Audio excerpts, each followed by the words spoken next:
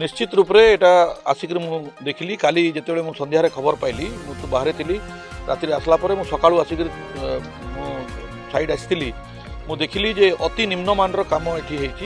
एवं police housing board कर्तृपक्ष सांगे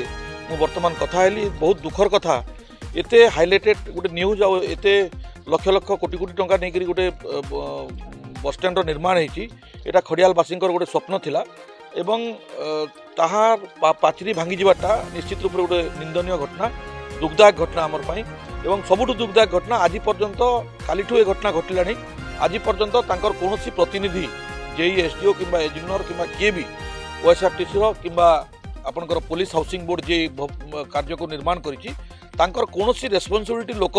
आज पर्यंत पाखु आसी नाहंती तार दायित्व नहीं नाहंती मु एठी आसिक दाबी करुछि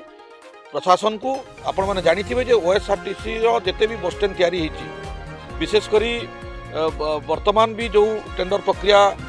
पुलिस हाउसिंग बोर्ड करुच्ची सबुति अनियमितता हो दृढ़तार सहित कही रखा चाहे जे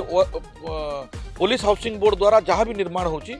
से सबू जिनसर ठीक भाव में तदारख होनी तार कामधाम बुझार रेस्पॉन्सिबिलिटी नेबार लोक दायित्व नेबार लोक नाहांती यार गोटे उच्चस्तरीय तदंत हबार कथा जे भी एथिरे दायी कॉन्ट्रैक्टर दायी विभाग कर्तृपक्ष दायी जी भी ए दायी अच्छी तार गोटे उचित तदंत हवा कथा एवं कड़ारू कड़ा कार्यानुष्ठान जेहेतु यहाँ खड़ियालवासी आम गोटे स्वप्न थिला जे आम गोटे बस स्टैंड भव्य बस स्टैंड निर्माण करूँ आज देखला बेलू आमको निजकू दुख लगुच उद्घाटन पूर्वर जदि आज गोटे पाचेरी तार भांगी जाऊँगी ताहले बस स्टैंड उपरे निश्चित रूप से प्रश्नवाचक चिन्ह आसो एठिरे संपृक्त कॉन्ट्रैक्टर संपृक्त ऑफिसर जे भी अथॉरिटी अच्छी तार गोटे उच्चस्तरीय तदंत मु राज्य सरकार पाखे दाबी रखुची जे यार गोटे उच्चस्तरीय तदंत एवं दोषी को दंड विधान करा चला जे भी करता तार पूरा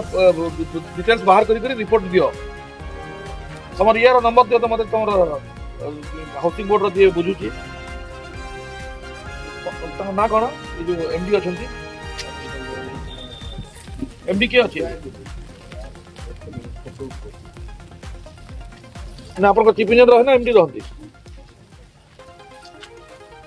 अच्छा चीफ इंजीनियर नंबर टी मत पठेले फोन नंबर